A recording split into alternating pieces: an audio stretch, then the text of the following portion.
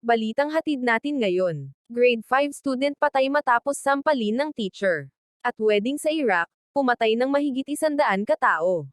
Mahigit 100 katao ang nasawi at 150 ang nasugatan sa sunog sa isang kasalan sa distrito ng Hamdaniya sa lalawigan ng Nineveh.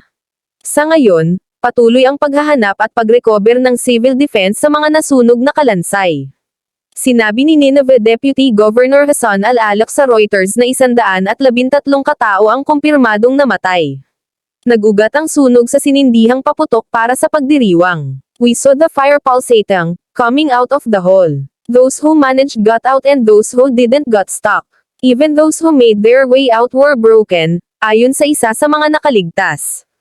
Ayon sa mga nakasaksi sa lugar, nasunog ang gusali na pawang gawa sa light materials dakong alas 10:45 ng gabi sa lokal na oras habang daan-daang tao ang dumalo sa oras ng insidente.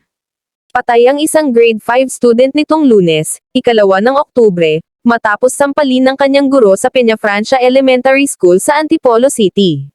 Base sa mga ulat, 20 ng Setyembre nang sampalin ng isang guro ang 14 anyos na si Francis J. Gumikib dahil di umano sa pag-iingay. According po doon sa mga bata is hinawakan daw po sa damit dan hinawakan sa buhok sa kapuna tampol, sabi ni Divina Rafael, hepe ng Women and Children Protection Desk ng Antipolo City Police Station.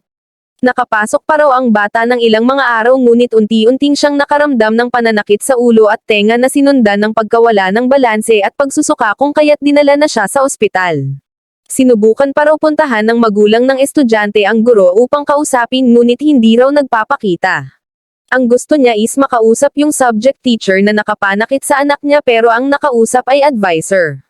Hinihintay na makausap pero hindi po nangyari, sabi ni Rafael. Dinala sa Amang Rodriguez Medical Center ang biktima, ngunit na-comatose ito at ayon sa records ng ospital, nagkaroon ng pagdurugo sa utak niya hanggang sa binawian siya ng buhay.